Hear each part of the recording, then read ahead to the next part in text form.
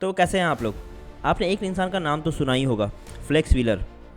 Flex wheeler इतना ज़्यादा लोगों को पसंद और इतने ज़्यादा जेनेटिकली गिफ्टेड बॉडी बिल्डर है जो आज तक पूरे दुनिया में, पूरे बॉडी बिल्डिंग हिस्ट्री में कभी भी पैदा नहीं हुआ। लेकिन इस वीडियो के अंदर हम कुछ आपके साथ ऐसी इंटरेस्टिंग चीज़ें फ्लेक्स व्हीलर की शेयर करने वाले हैं जिसके अंदर कुछ स्ट्रगल्स, जेनेटिक्स, पॉलिटिक्स और 90s के बॉडी बिल्डिंग की पूरी डिटेल बताने वाले हैं आपको। क्योंकि ये जो वीडियो है वो ना ही बायोग्राफी है ना ही फ्लेक्स व्हीलर के ऊपर है, ये बेसिकली वो है जो फ्लेक्स व्हीलर ने खुद शेयर की जब वो बॉडी बिल्डिंग के अंदर आए और उनकी कंट्रोवर्सी रही जो डोरियन रेड्स के साथ।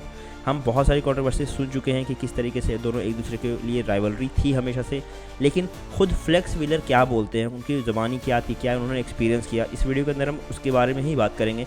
बहुत ही बड़ी कंट्रोवर्सी है बॉडी बिल्डिंग की, अगर आप रेगुलरली फॉलो करते हो या बहुत ही डीप फॉलो करते होंगे तो आपको पता होगा कि सबसे बड़ी कंट्रोवर्सी है 90s के टाइम की बॉडी बिल्डिंग इंडस्ट्री के अंदर। तो हम इसके ऊपर ही थोड़ा बात करेंगे। तो कैसे आप लोग, welcome back to the channel.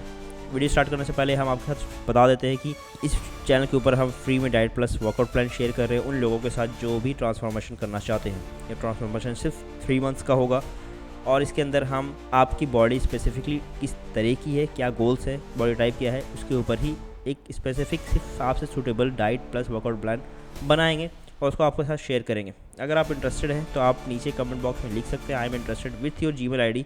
वहाँ हम कनेक्ट कर लेंगे और हम आपसे कुछ क्वेश्चंस कर लेंगे जिससे आपकी बॉडी टाइप को समझ सके, आपकी बॉडी को समझ सके, आपके गोल्स को समझ सके और उसको 3 महीने में किस तरीके से मोस्ट अचीवेबल बॉडी बना सकते हैं उसको उस तरीके से डिज़ाइन करके आपके साथ दें। और वो बिल्कुल फ्री है और अगर फ्री है तो इसका फ़ायदा क्यों ना उठाया जाए, आपकी बॉडी को 3 महीने के अंदर ट्रांसफॉर्म करके क्यों ना देखा जाए।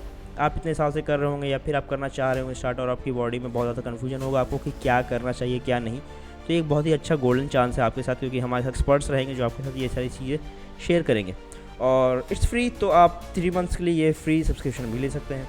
तो अगर आप इंटरेस्टेड है तो प्लीज़ वीडियो के नीचे लाइक भी ज़रूर कर दें और कमेंट भी ज़रूर कर दें। वापस आते हैं अपने टॉपिक के ऊपर। आज हम बात करने वाले एक ऐसे लीजेंड फ्लेक्स व्हीलर की, गोल्डन एरा का वो एस्थेटिक किंग जिनकी फिजिक को आज भी आइडियल माना जाता है। पर क्या आप जानते हैं कि फ्लेक्स व्हीलर भी एक टाइप पे पतले लड़के थे? उनका जर्नी कितना यूनिक था और 1990s के अंदर ओलंपिया स्टेज पर जो पॉलिटिक्स कितनी रियल थी।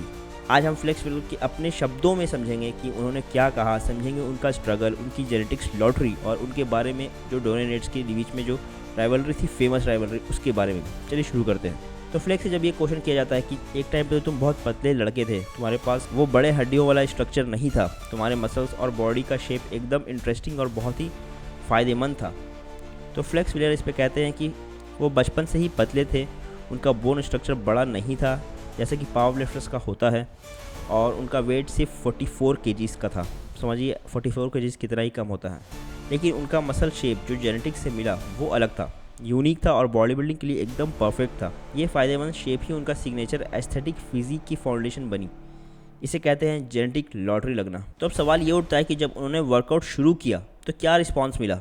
तो उनसे जब ये पूछा जाता है जब तुमने पहली बार वर्कआउट शुरू किया तो क्या अब तुम्हारी बॉडी ने सीधा रिस्पॉन्स करना शुरू कर दिया, मसल ईजिली बिल्ड करने लगे? तो इसके ऊपर फ्लेक्स व्हीलर ये जवाब देते हैं कि शायद हाँ, लेकिन वो खुद इस बात को पहचानते नहीं थे। क्यों? क्योंकि सोचते थे कि 98 पाउंड मतलब 44 केजी का एक पतला लड़का। फ्लेक्स खुद को कहते हैं कि वो हाई स्कूल में इतने लाइट वेट थे, वो एक छोटे लोकल जिम में जाया करते थे। वहाँ के बड़े बड़े एक्सपीरियंस बॉडी बिल्डर्स उनको देखकर हैरान रह जाते थे। उनको बड़े और एक्सपीरियंस और ओल्डर गाइज ये कहते थे कि जैसी उनकी जेनेटिक्स है कि वो बस जिम में आते नहीं हैं और सांस लेते नहीं हैं और एक नया मसल उनको डेवलप हो जाता है। तो बेसिकली इसके पीछे कहना का ये मतलब था कि फ्लेक्स तुम जो इधर आते हो, वेट्स को सांस लेते हो, यानी मतलब छूते हो सिर्फ और नया मसल्स तुम्हारी बॉडी के अंदर डेवलप कर जाता है। मतलब उनकी जेनेटिक्स इतनी ज़बरदस्त थी कि मसल बिल्डिंग उनके लिए नेचुरली बहुत ही ईजी थी। यहाँ ट्विस्ट है, लेकिन फ्लेक्स खुद ये ग्रोथ नहीं देखते थे क्योंकि वो रोज़ अपने आप को देखते थे और frog in boiling water effect की तरह धीरे धीरे चेंज होने पर नज़र नहीं आता है। वो तो बस अपने आइडल्स को देखा करते थे, उनको कंपेयर करते थे उनके साथ खुद को और उन्हें लगता था कि कुछ खास नहीं है। और जैसा कि हम जानते हैं जो classic case of not recognising your own greatness, इसको कहते हैं। अब जेनेटिक की बात पर एक और शॉकिंग कन्फेशन उन्होंने किया। जब लोग उन्हें टीनेजर में कहते थे कि तुम्हारी जेनेटिक्स बहुत बढ़िया है, तो फ्लेक्स को लगता था कि ये गाली की तरह है। उन्हें लगता कि शायद उन लोगों को ब्लैक है वो, इसलिए वो डिसरिस्पेक्ट दिखाते हैं उनको इस तरीके से बोल के और उनकी मेहनत की क्रेडिट को कम कर देते हैं। क्योंकि उनके एनवायरनमेंट में कुछ ऐसी बात थी उस टाइम पे, ब्लैक वाइट में चल रहा था डिवीज़न। उनको तारीफ मिलती थी कि वाह फ्लेक्स तुम तो बहुत ही अच्छे हो, पर बड़ी बदनसीबी है तुम्हारे साथ कि तुम काले हो। वरना और बड़े बॉडी बिल्डर बनते। ये इग्नोरेंस और इन्वायरमेंट का असर था, लेकिन बाद में उनको ये पता चलता है कि उनके जेनेटिक्स की ट्रू वैल्यू है। उनको लोग ये कहते थे भले कि वो काले हैं इसकी वजह से वो पीछे रह जाएंगे, लेकिन फ्लेक्स व्हीलर ने यहाँ भी दिखा दिया सबको। अब आते हैं 1990s के बॉडी बिल्डिंग सीन पर। ये एरा था एस्थेटिक वर्सेस मास का वॉर। एक तरफ फ्लेक्स व्हीलर, शॉन रे जैसे सिमेट्री और बैलेंस वाले किंग्स, दूसरी तरफ मास मॉन्स्टर यानी डोरिनेट्स का ज़माना था, जो हर साल 20 से 25 पाउंड हेवियर आते जा रहे थे। नसर अल बाटी भी उसके अंदर शामिल थे। लेकिन फ्लेक्स और डोरेन की राइवलरी भी बड़ी आइकॉनिक थी। फ्लेक्स मानते हैं कि डोरेन स्टार्टिंग में बहुत ही डोमिनेंट थे, लेकिन फिर डोरेन का बाइसेप टियर जैसी सीरियस इंजरी होती है उनको, और फिर भी वो परफेक्ट स्कोर ले जाते हैं। फ्लेक्स, केविन लेब्रोनी और शॉन रे को ये गलत लगता था। वो कहते कि अगर तुम परफेक्ट स्कोर दोगे और उसको कोई चोट नहीं है और फिर उसको एक चोट लग जाती है, फिर भी तुम उसको परफेक्ट स्कोर देते हो, अब वो परफेक्ट नहीं रहा फिर भी, और पोजिंग में वो कैसे अच्छा लग सकता है, कैसे वो उस चीज़ को जस्टिफाई करेंगे जज। यानी कि फ्लेक्स और दूसरे एथलीट्स आर्ग्यू कर रहे थे परफेक्ट स्कोर तब दिया जाता है जब सब कुछ परफेक्ट हो। अगर इंजरी विजिबल है तो सिमेट्री और कंडीशन परफेक्ट कैसे हो सकती है, और अगर हम पोजिंग में बेटर हैं तो कैसे हम परफेक्ट स्कोर से हार रहे हैं। ये सवाल जजेस के क्राइटेरिया पर उठा रहे थे। पर फ्लेक्स का अप्रोच क्या था?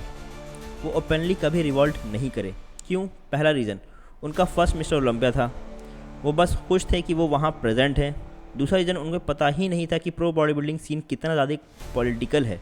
उनका second pro show Arnold classic 1993, जहाँ उन्होंने विनिस टेलर और ली लब्राडा जैसे लीजेंड्स को हराया था, फ्लेक्स को खुद पर यकीन नहीं था उस टाइम तक भी। वो सोचते थे कि जजेस ने गलती कर दी है शायद। थर्ड रीज़न, उनका डोरेन से पर्सनल इक्वेशन काफ़ी अच्छा था। फ्लेक्स नहीं चाहते थे कि वो किसी भी और चीज़ के लेकर डोरियन को डिसरिस्पेक्ट करें जिस पर डोरियन का कंट्रोल नहीं था, जैसे कि जजिंग। वो रिस्पेक्टफुली स्टेज पर ही कम्पीट करना चाहते थे। फिर 1993 के अंदर अर्नोल्ड क्लासिक में फ्लेक्स जीत जाते हैं। फ्लेक्स और डोरियन दोनों स्टेज पे एक साथ आते हैं।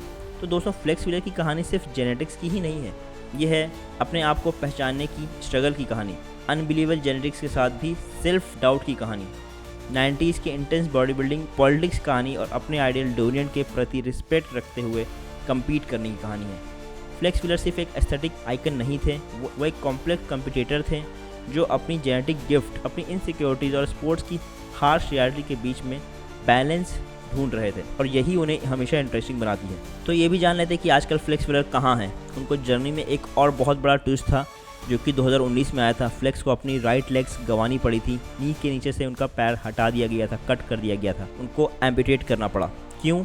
डिकेड्स से चल रहे किडनी डिजीज़ कॉम्प्लिकेशंस जो उन्हें बॉडी बिल्डिंग के दौरान ही शुरू हुई थी, और पुअर सर्कुलेशन की वजह से उनके हेल्थ की ये जंग उनके कॉम्पिटिशन्स के दिनों से भी ज़्यादा टफ थी। तो इतना परफेक्ट बॉडी बिल्डर जिसके हर एक बॉडी पार्ट्स इतने ज़्यादा परफेक्ट थे, जिसको ये कहा जाता था कि ये sultan of symmetry, sultan of genetics है, उसको अपने लास्ट मूवमेंट में लेग्स हटाने पड़े। मतलब वो अपनी ज़िंदगी सिर्फ एक लेग पर गुजारते हैं। तो आप यहाँ से अंदाज़ा लगाएं कि इतना परफेक्ट इंसान होने के बावजूद भी आज सिचुएशन क्या है। तो ये चीज़ हमें दिखाती है कि हमें हर चीज़ का हमेशा हम्बल होना चाहिए, चाहे हमारे पास किसी तरीके के जेनेटिक्स हों, किसी तरीके की बॉडी हो। अगर आपकी बॉडी हेल्दी है, आपकी बॉडी खड़ी है, आप वॉक कर सक रहे हैं, आप आराम से चल सक रहे हैं, तो आपको इसके लिए थैंकफुल होना चाहिए हमेशा ही, एवरी मोमेंट पे, जो हमें फ्लेक्स व्हीलर यहाँ से सिखाते हैं। अब वो एक एडवांस प्रोस्थेटिक लेग के साथ फुल एक्टिव हैं, सोशल मीडिया पे भी दिखाए जाते हैं। वो जिम जाते हैं, लाइट वेट्स उठाते हैं, कार्डियो करते हैं और अपनी इनक्रेडिबल स्पिरिट को इंस्पायर करते हैं। उनका मैसेज क्लियर है, लाइफ में कुछ भी हो गिव अप नहीं करना है। प्रोफेशनली वो मोटिवेशनल स्पीकर बन चुके हैं, अपनी लाइफ स्टोरी शेयर करते हैं, सप्लीमेंट इंडस्ट्री में भी एक्टिवली इन्वॉल्व हैं, और सबसे इंपॉर्टेंट वो फैंस के साथ कनेक्ट करते रहते हैं, बॉडी बिल्डिंग को सपोर्ट करते रहते हैं। फ्लेक्स व्हीलर का स्पिरिट ट्रूली अनब्रेकेबल है। तो ये थी फ्लेक्स व्हीलर की कहानी। फ्लेक्स व्हीलर बहुत ही ज़बरदस्त एथलीट है। आपके कौन फेवरेट रहे थे 90s के टाइम पे बॉडी बिल्डर? कमेंट बॉक्स में ज़रूर लिखिए। और जो हमने बताया था कि हम आपके साथ शेयर कर रहे हैं डाइट प्लस वर्कआउट प्लान, वो भी अभी तक लाइव है, आप कमेंट कर सकते हैं। वीडियो अगर आपको पसंद आई तो आप शेयर कर सकते हैं उन लोगों के साथ जो इस कंट्रोवर्सी में काफ़ी ज़्यादा इंटरेस्ट दिखाते हैं। बहुत ही मिलेंगे जल्दी नई वीडियो में नेक्स्ट टॉपिक के साथ। तब तक के लिए स्टे ट्यून्ड विद अस।